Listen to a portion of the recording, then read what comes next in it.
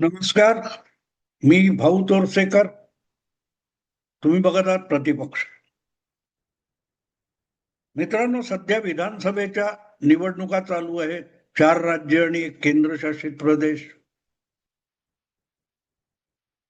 त्यापैकी केरळ आणि आसामच्या विधानसभांच्या मतदानाची पूर्तता झालेली आहे आणि बंगाल आणि तमिळनाडू या 2 ठिकाणचं मतदान बाकी आहे. यापैकी बंगालविषयी खूप चर्चा चालू आहे, कारण बंगाल हा भाजपच्या आवाक्यातला विषय मानला जातोय. तमिळनाडूमध्ये एक प्रादेशिक पक्षाच्या मागे भाजप फरफटतोय आणि केरळमध्ये भाजप असा आणि आसाममध्ये भाजप सत्तेत आहे. मी आज त्यापैकी तमिळनाडू बद्दल बोलणार आहे आणि तमिळनाडू मधलं वेगवेगळ्या पक्षांचं बलाबल किती आहे, कोण सत्तेवर येईल, हा विषय मला महत्वाचा वाटत नाही. 2 गोष्टीसाठी तमिळनाडूच्या विधानसभा निवडणुकीला मी महत्व किंवा प्राधान्य देतो. साधारणतः 60 वर्षापेक्षा 60 वर्ष होत आली मला वाटतं तमिळनाडूच्या राजकारणातून राष्ट्रीय पक्ष उखडले गेले. खरं म्हणजे पक्ष म्हणायचं तर फक्त काँग्रेस उखडली गेली. 1947 साली भारताला स्वातंत्र्य मिळालं. हळूहळू भाषिक प्रांत रचना वगैरे झाली. त्यामुळे तमिळनाडू हे असं राज्य होतं की जिथे काँग्रेस पक्ष हा पहिला नामशेष झाला. आता बघा, 67 पासून आपण 6 दशक म्हणू की काँग्रेस पक्षाला तमिळनाडूमध्ये सत्ता मिळवण्याचं स्वप्न सुद्धा बघता येत नाहीये. पण प्रादेशिक आणि राष्ट्रीय अशा वादात मला आता जायचं नाही. माझा विषय आहे तो तमिळनाडूचा असला तरी तो परिवारवादी राजकारण, म्हणजे एखादी व्यक्ती किंवा तिच्या कुटुंबाच्या मालकीची संघटना असलेले पक्ष आणि त्यांचं राजकारण, हा माझा विषय आहे. अगदी तुम्ही बंगाल घेतला तरी ममता दिदींनी पक्ष उभा केला आणि आता तो आपल्या भाच्याकडे सोपवायचं असं काहीतरी त्यांच्या डोक्यात आहे. तिकडे आसाममध्ये बघाल तर माजी मुख्यमंत्री तरुण गोगोई यांच्या मुलाकडेच काँग्रेसने सगळी धुरा सोपवलेली आहे. काँग्रेस पक्षामध्ये तर राष्ट्रीय पातळीवर घराणेशाही आहे. पण हळूहळू करत काँग्रेसला आव्हान द्यायला जे राजकारण गेल्या 75 वर्षामध्ये झालं त्यात कुठलाही राष्ट्रीय पक्ष आव्हान द्यायला उभा ठाकला नाही आणि पर्यायाने जे स्थानिक पातळीवर, राज्य पातळीवर प्रादेशिक पक्ष काँग्रेसला आव्हान देत उभे राहिले ते सामर्थ्यशाली नेत्यामुळे त्या नेत्याच्या परिवाराची मालमत्ता होऊन बसले. महाराष्ट्रामध्ये आपण ठाकरे ब्रँड, पवार ब्रँड म्हणतो. म्हणजे काय तर राष्ट्रवादी काँग्रेस पक्ष हा पवार घराण्याचा पक्ष आहे आणि ते इतकं सहजगत्या मान्य केलं जातं की मध्यंतरी जेव्हा अजितदादांचा भीषण अपघात झाला विमानात आणि त्यांच्या जागी त्यांच्या पत्नीला उपमुख्यमंत्री पद देण्यात आलं, तर पक्षाचा अध्यक्ष कोण होणार, तटकरे की पटेल, यावरून बोलताना राज ठाकरेंनी सुद्धा पाटील असला तर चालेल असं म्हणत म्हणत घराणेशाहीला मान्यता देऊन टाकली. हे मी एवढ्यासाठी सांगतोय की गेल्या साधारण 30-35 वर्षामध्ये, 40 वर्षामध्ये हळूहळू करत काँग्रेसला जे राजकारणामध्ये विविध राज्यामध्ये आव्हान मिळालं, तिथे एक एक करत जे प्रादेशिक पक्ष उभे राहिले ते प्रादेशिक पक्ष घराणेशाहीचं एक नवं रूप म्हणून समोर आले. असं म्हटलं की लगेच भाजपमध्ये सुद्धा घराणेशाही आहे. मुंडे यांच्या नंतर पंकजा मुंडे, प्रमोद महाजनांची कन्या किंवा आणखीन वेगवेगळी नावं सांगितली जातात. प्रश्न तो नाहीये, प्रश्न पक्षावर हुकूमत कोणाची. पक्ष हा एखाद्या कुटुंबाच्या मालकीची संस्था, कंपनी असल्यासारखा चालवावा का? आणि तिथे बघितलं तर भाजपच्या अनेक नेत्यांची मुलं सुद्धा राजकारणात आलेली आहेत, त्यांना प्राधान्य मिळालेलं आहे. पण भाजपच्या कुठल्याही राज्यातल्या नेतृत्वावर एका कुटुंबाची हुकूमत चालताना तुम्हाला दिसणार नाही. पण भाजपच्या विरोधात आज जागोजागी काँग्रेस नामशेष होत असताना भाजपला आव्हान देणारे जे विविध राज्यातले पक्ष आहेत त्यांच्याकडे तुम्ही बघाल तर ती एखाद्या कुटुंबाची, परिवाराची मालमत्ता असल्यासारखे ते पक्ष चालवले जातात, हे तुमच्या लक्षात येईल. ज्या वेळेला भाजपला आता काँग्रेस आव्हान देऊ शकत नाही, काँग्रेस अगदीच कमजोर झालेला पक्ष आहे, घराणेशाहीने काँग्रेसला कमजोर केलं असं म्हणत स्थानिक पातळीवर प्रादेशिक पक्षांनीच भाजपला आव्हान दिलेलं आहे असं जेव्हा म्हटलं जातं तेव्हा ते प्रादेशिक पक्ष कुठचे आहेत ते बघा. ते बघितले तर तुमच्या लक्षात येईल एकामागून एक सगळेच्या सगळे प्रादेशिक पक्ष हे कुठल्या ना कुठल्या नेत्याची घराणेशाही होऊन बसलेली आहे. आणि जिथे काँग्रेस आहे तिथे सुद्धा परत, तर तुम्हाला सांगितलं तरुण गोगोईचा मुलगा असेल, हुद्दाचा मुलगा असेल, घराणेशाही तिथे पण आहे. आणि म्हणून मी आज जो विषय घेतोय तो ही घराणेशाही हळूहळू करत मतदारच कसा निकालात काढतोय ते तुम्हाला समजून सांगावं असा माझा हेतू आहे.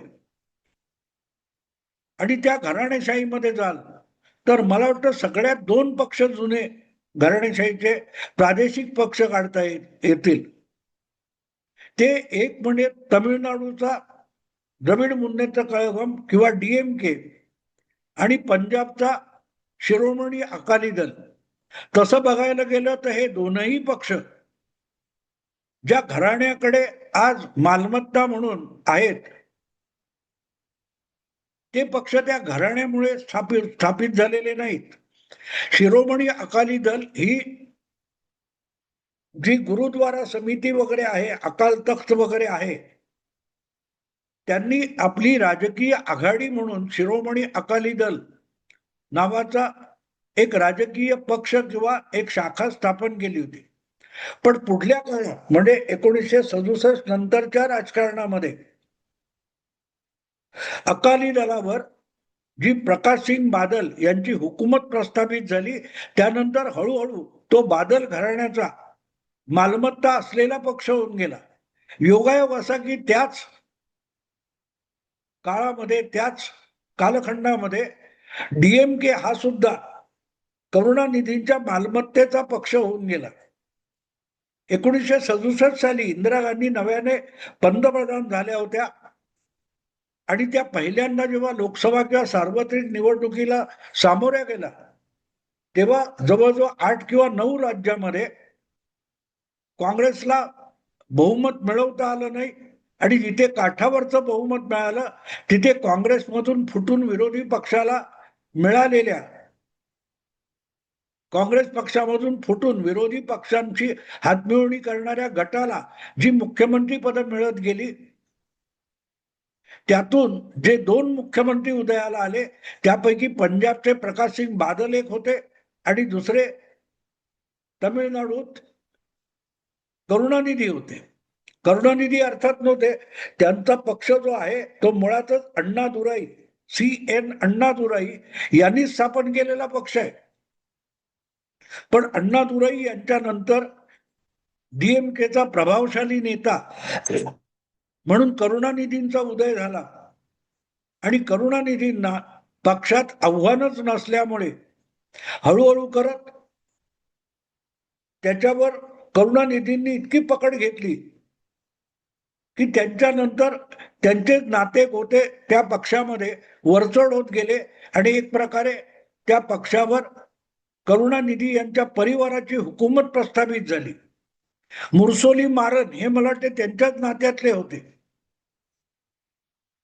पण त्यांना पक्षातून आव्हान मिळालं ते एम जी रामचंद्रन यांच्यामुळे.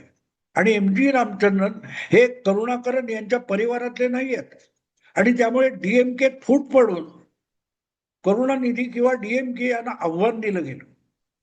पण त्यामुळे तमिळनाडूचं राजकारण जे आहे हे दोन द्रविड पक्षामध्ये विभागलं गेलं. काँग्रेसकडे तमिळनाडूत कोणी नेता उरला नव्हता नाव घेण्यासारखा.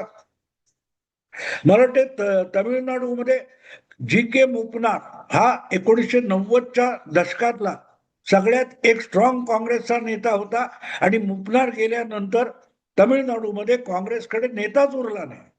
अर्थात 1980च्या नंतरच्या काळामध्ये काँग्रेसने जवळजवळ तमिळनाडूवरचा आपला अधिकार सोडून दिलेला होता, आणि त्यामुळे तमिळनाडूमध्ये राष्ट्रीय राजकारणाची इतिश्री होऊन गेली. आणि काँग्रेस हाच एकमेव राष्ट्रीय पक्ष होता.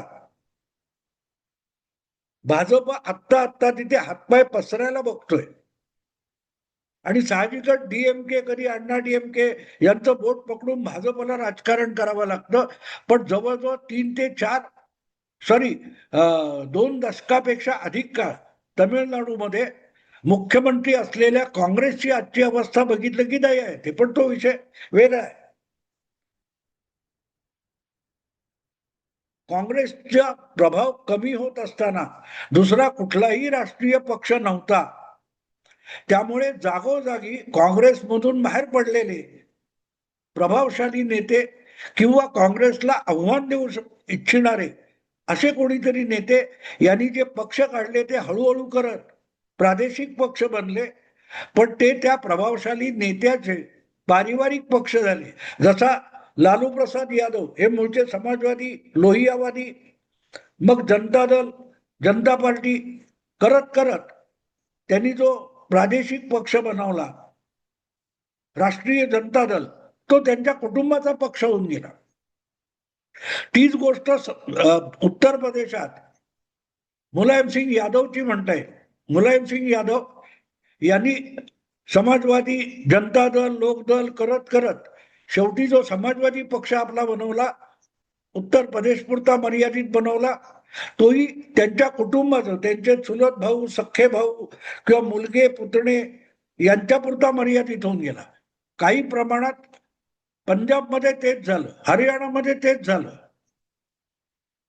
बन्सीलाल असतील, देवीलाल असतील यांनी आपले कुटुंबाचे पक्ष करून टाकले. त्यामुळे त्यांच्यानंतर पुढला नेता कोण, तर घरात पुढच्या पिढीत जन्माला आलेला कोण असेल तो. आणि हे महाराष्ट्रात मग पवारांकडे झालं, ठाकरेंकडे झालं, मग ते हळूहळू इतर पक्षांकडे झालं. वसंतदादांचं कुटुंब असेल, वसंतराव नाईकांचं कुटुंब असेल, विलासराव देशमुखांचा परिवार असेल, यांचे पक्ष बनत गेले. अलीकडच्या काळामध्ये मायावतींनी आपल्या भाच्याला पुढे आणायचा प्रयत्न केलाय. तिकडे बंगालमध्ये ममता तेच करतायत. पण हळूहळू करत मतदारच यांना खड्यासारखं बाजूला करताना दिसतोय, हे लक्षात घेण्यासारखं आहे. नवीन पटनाईक यांना बिजू पटनाईक या पित्याने पुढे आणलेलं नव्हतं, पण परिस्थितीने त्यांना राजकारणात ओढून आणलं, आणि बिजू पटनाईक यांचा वारसा म्हणून त्यांना बिजू जनता दल नावाचा पक्ष काढावा लागला, चालवावा लागला. तेही बाजूला झालेत. गेल्या 2024च्या निवडणुकीत ओडिशामधून बीजेडी म्हणजे बिजू जनता दल हा पक्ष संपला. संपला म्हणण्यापेक्षा आता तो विरोधी पक्ष आहे, पण त्याच्याकडे नेतृत्व नाहीये. नवीन पटनाईक थकलेले आहेत. आणि अशा परिस्थितीत मी आता तमिळनाडूकडे लक्ष का देतोय, तमिळनाडू हा परिवारवादी राजकारणाचा शेवटचा किल्ला आहे. 2 वर्षापूर्वी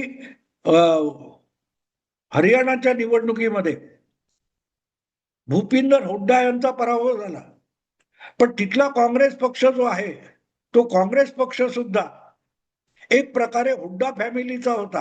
हुड्डांच्या आधी तो भजनलाल यांचा होता, त्याच्या आधी तो बन्सीलाल यांचा होता. ही जी काय घराण्याशाही होती किंवा त्यांना आव्हान देणारा जो लोकदल नावाचा पक्ष होता तो सुद्धा तुमचे देवीलाल यांचा होता. देवीलाल नंतर त्यांचा मुलगा ओमप्रकाश चौटाला, मग त्यांचा पुत्र असं होत होत ते पक्ष रसातळाला गेले. उत्तर प्रदेशात चरण सिंग यांनी नेहरूंच्या काळात काँग्रेस सोडून भारतीय क्रांती दल नावाचा पक्ष काढला. आता त्यांचंही वारस आहेत, राजकारणात आहेत, पण आता ते भाजपच्या सोबत शेपूट असल्यासारखे मागे मागे फिरतात, कधी मुलायमच्या मागे. असे एका मागून एक सगळ्या राज्यातून हे पारिवारिक पक्ष आणि त्यांचे किल्ले किंवा घराणेशाहीचे किल्ले जे ढासळत होते किंवा ढासळत आहेत, त्यापैकी शेवटचा किल्ला म्हणून आपल्याला तमिळनाडूतल्या करुणानिधी परिवाराकडे बघायला लागतं. स्टालिन हा अशा घराणेशाहीचा शेवटचा मुख्यमंत्री आहे. आत्ता कोणीतरी, मला तरी अख्ख्या देशात असा परिवाराचा मुख्यमंत्री दिसत नाही. आणि म्हणून करुणानिधी यांचा वारसा जो स्टॅलिन या त्यांच्या सुपुत्राने घेतला, तो पुढल्या पिढीचा आपल्या पक्षाचा नेता आणि तमिळनाडूचा भावी मुख्यमंत्री म्हणून उदयनिधी या आपल्या मुलाला पुढे करतोय. बाप मुख्यमंत्री आणि मुलगा उपमुख्यमंत्री. स्टालिन मुख्यमंत्री आहेत आणि उदयनिधी हा कोवळा मुलगा त्यांचा हा आज तमिळनाडूचा उपमुख्यमंत्री आहे. आणि त्याच्याकडेच आपल्या पक्षाची पुढची सूत्र सोपवायचा हा निर्णय आधीच झालेला आहे. बाकीच्यांनी निमूटपणे नंदी बैलासारख्या माना डोलवले. आणि अशी परिस्थिती आता आहे की कदाचित अण्णा डीएमके कडून आणि एनडीए कडून